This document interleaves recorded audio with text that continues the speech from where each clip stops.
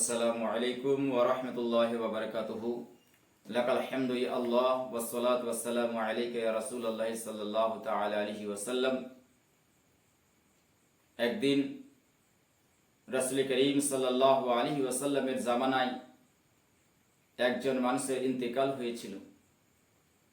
রাসূলুল্লাহ সাল্লাল্লাহু আলাইহি ওয়াসাল্লামের কর্ণের মধ্যে যখন এই খবরখানা পৌঁছালো, রাসূলুল্লাহ সাল্লাল্লাহু আলাইহি ওয়াসাল্লাম সাহাবাবর্গদেরকে ডেকে বলেন, ওগো আমার সাহাবারা, চলো না, একজন মানুষের ইন্তেকাল ঘটেছে, আমরা তার জানাজার মধ্যে শরীক হব। বিরাদরানে ইসলাম, দেখুন না, নবী দয়ার নবী, মায়ার নবী, রহমতের নবী, কত তার রহমত। বিরাদরানে ইসলাম নিজে যাবেন, কিন্তু আবার সাহাবাদেরকেও ডেকে ডেকে নিয়ে যাচ্ছেন।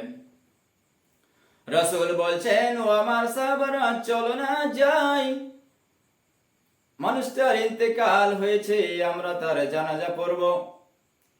নবীর সঙ্গে হযরত আবু বকর সিদ্দিক রাদিয়াল্লাহু তাআলা আনহু আরো অনেক সাহাবায়ে কেরামরা সঙ্গে গেলেন। বিরাদরানে ইসলাম, ওই মাইয়াতকে গোসল দিয়ে কাফন পরায়া আর বিরাদরানে ইসলাম খাটের উপরে করে জানাজা স্থানে নিয়ে গিয়ে শোয়া রেখে দিয়েছে। নবী আমার সেই জায়গায় পৌঁছে গেলেন, আর যাওয়ার পর রাসূল আমার দেখছেন, বিরাদরানে ইসলাম, যেমন আমরা জানাজার নামাজ পড়তে যাই, আর জানাজার নামাজ পড়তে গিয়ে যেমন মাইয়াত আমাদের সামনে থাকে,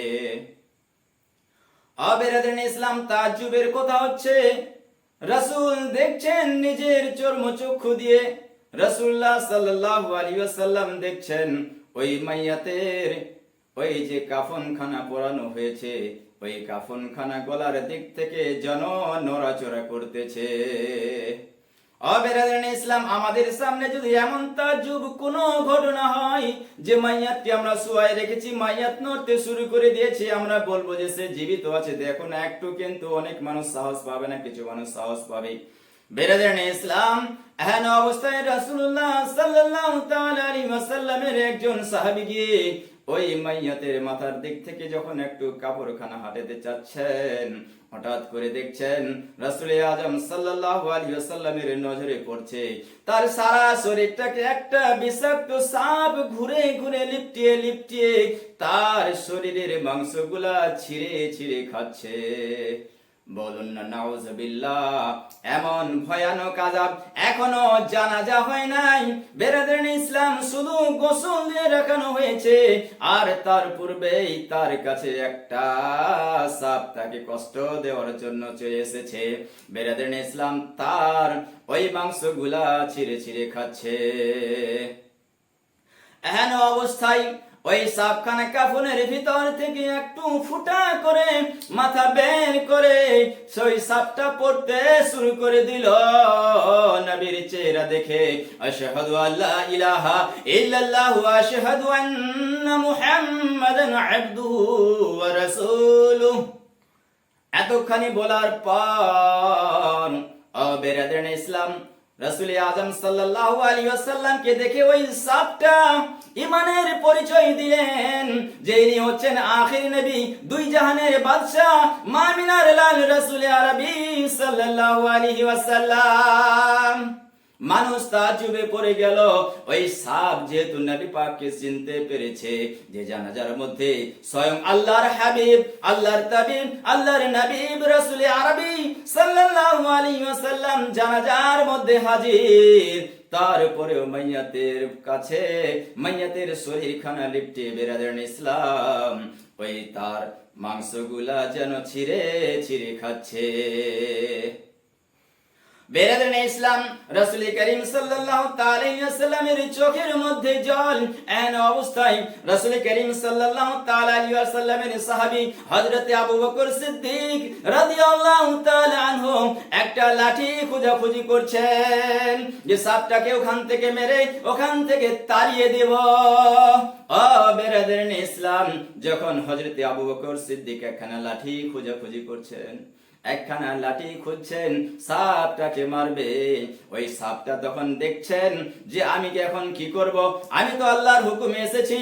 সাপটা একটু মাথা উত্তোলন করে আকাশের দিকে বলে, আল্লাহ ও রব্বুল আলামিন, আমি এখন কি করব, আমার একটু তুমি জবান খুলে দাও, জবান খুলে দাও, আমি হযরত আবু বকর সিদ্দিক রাদিয়াল্লাহু তাআলা আনহুর সঙ্গে কথা বলতে চাই।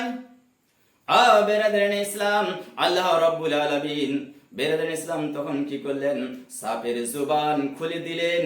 বেরাদারানে ইসলাম, সাপ তখন আরবি ভাষায়, ফার্সি ভাষায়, সুন্দর ভাষায় হযরত আবু বকর সিদ্দিক রাদিয়াল্লাহু তাআলা আনহুকে বলছেন, ইয়া আবু বকর সিদ্দিক লিমা তাজরিবুনি, হে আবু বকর সিদ্দিক, তুমি আমাকে কেন মারতে চাও, কেন মারতে চাও? লাইসা লি যামবুন, আমি তো কোনো ভুল করি নাই, আমি কোনো ভুল করি নাই। সাপ বলছে। বেরাদারানে ইসলাম, মানুষ তাজ্জুবে পড়ে গেছে। আর বেরাদারানে ইসলাম, আমার আপনার নবী, দয়ার নবী, মায়ার নবী, রহমতের নবী, ওই আযাব সহ্য না করতে পেরে বেরাদারানে ইসলাম, যে বেরাদারানে ইসলাম আল্লাহ রাব্বুল আলামিন যে নবীকে বলেছেন, ওয়া মা আরসালনাকা ইল্লা রাহমাতাল লিল আলামিন, হে মাহবুব, আমি তোমাকে সারা বিশ্ব জগতের জন্য রহমত তৈরি করে পাঠিয়েছি।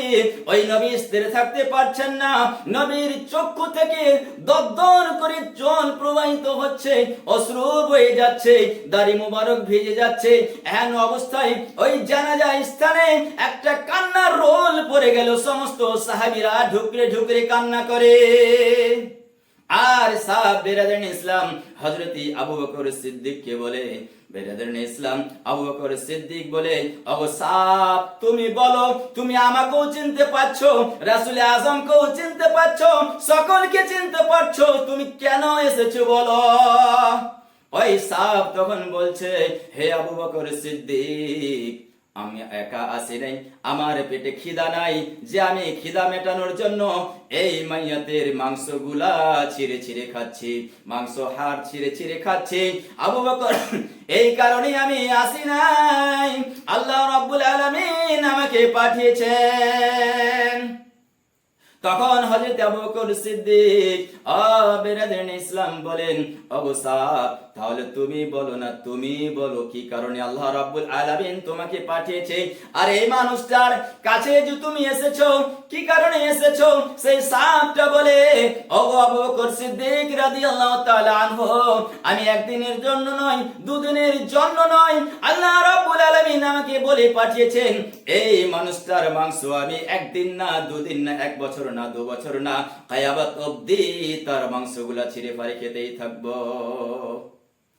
বেরাদারানে ইসলাম, বলুন না নাউযুবিল্লাহ, কত কষ্ট দুনিয়ার জমিনে, কত কষ্ট যে যার জানা যায় স্বয়ং বিশ্ব রাসূল, 2 জাহানের বাদশা, মা আমিনার লাল রাসূল আরবি সাল্লাল্লাহু আলাইহি ওয়াসাল্লাম হাজির রয়েছেন, তারপরে এত বড় সাজা। হযরত আবু বকর সিদ্দিক ডেকে ডেকে সাহাবকে বলে, সাহাব, তুমি একটু বলো না, বলো না, কি কারণে, এমন কি গুনাহ করেছিল এই বান্দা পৃথিবীর জমিনে, যার কারণে আল্লাহ রাব্বুল আলামিন তোমাকে এই মাইয়াতের মাংসকে ছিঁড়ে ছিঁড়ে খাওয়ার জন্য প্রেরণ করেছে, পাঠিয়েছে। বেরাদারানে ইসলাম, ধ্যান দিয়ে শুনবেন, কথাগুলো ভালো করে বুঝবেন, কারণ দুনিয়ার জমিনে এই গুনাহ যদি আমরাও করি, আমাদের মধ্যেও, আমাদের উপরেও আল্লাহ রাব্বুল আলামিন এমন সাপকে মুসাল্লাত করে দিবেন, আর ওই সাপও আমাদেরকে এমন কষ্ট দেবে। তাই বলছি, কথাগুলো ভালো করে বুঝবেন।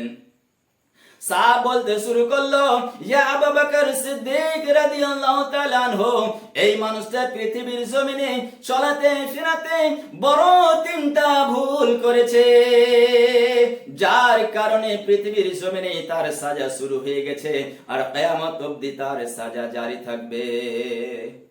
বেরাদারানে ইসলাম, সমস্ত সাহাবায়ে ইকরাম কান্নার রোল পড়ে গেছে। নবী আমার কান্না করছেন, আবু বকর সিদ্দিক রাদিয়াল্লাহু তাআলা আনহু কান্না করছেন, কিন্তু সাহাবের সঙ্গে কথাবার্তা বলছেন। সাহাব তখন বলতে শুরু করে দিল, সাহাব তখন বলতে শুরু করলো, ওগো ইসলামের প্রথম খলিফা হবেন আপনি, আপনি আপনি ভালো করে জেনে নিন। প্রথম নম্বর, এই মানুষটার ভুল ছিল তারকুস সালাত। এই মানুষটা নামাজ ছেড়ে দিত, নামাজ ছেড়ে দিত, নামাজ ঠিকঠাক আদা করতো না, কখনো আদা করতো, কখনো আবার ছেড়ে দিত। এইভাবে মানুষটি নামাজ পড়তো। যেমন বেরাদারানে ইসলাম, ওই মানুষটা তার কারণে তার কাছে ওই সাপটা এসে তাকে আযাব দিতে শুরু করেছে। আজকে আমাদের মধ্যে এমন পাওয়া যাবে। তাই বলি যুবক ভাইরা, আপনারা নামাজ কখনো ছাড়বেন না। বাবাজি ভাইরা, মায়েরা আমার, নামাজ কখনো ছাড়বেন না। আল্লাহ রসুলের দোহাই দিয়ে বলি, নামাজ কখনো ছাড়বেন না। আর এমনও নামাজ পড়বেন না যে মাঝে মাঝে পড়ছেন, যখন কাজের চাপ হয়ে তখন নামাজ ছেড়ে দেবেন না। এই মানুষটাও নামাজ পড়তেন, নামাজ পড়তেন, কিন্তু মাঝে মাঝে নামাজ ছেড়ে দিতেন। তার কারণে সাপ তার ওই শরীরের মাংসগুলা ছিঁড়ে ছিঁড়ে খায়। এখনো জানাজার নামাজ হয় নাই, ভালো কথাগুলো ভালো করে বুঝবেন। জানাজার পূর্বেই তার কাছে সাপ চলে এসে তাকে আযাব দেওয়ার জন্য। বলে প্রথম নম্বর, তার এটাই গুনাহ, নামাজ ছেড়ে দিত, তার কুসালাত, নামাজকে তর্ক করে দিত। বলে দ্বিতীয় নম্বর শুনুন, দ্বিতীয় নম্বর এই মানুষটার ভুল হচ্ছে, দ্বিতীয় নম্বর ভুল হচ্ছে মানে ও যাকাত, সে যাকাত দিতে অস্বীকার করত। বেরাদারানে ইসলাম, বাবাজি ভাইরা, বর্তমান পৃথিবীর জমিনে বেরাদারানে ইসলাম 100-র মধ্যে 99টা মানুষ এমন পাওয়া যাবে যে যাকাত দিতে অস্বীকার করে। অর্থাৎ অস্বীকার মানে হচ্ছে, বেরাদারানে ইসলাম, আপনার 100 কুইন্টাল ধান হয়েছে, 100 মণ ধান হয়েছে বা 100 কুইন্টাল মাকাই হয়েছে, আপনার যতগুলো বের হবে আপনি অতগুলো বের করছেন না, শুধুমাত্র একটু বের করে দিয়ে দিলেন, আমি অসর বের করে নিয়েছি। এইভাবে অসর যাকাত আদা হয় না, হয় না।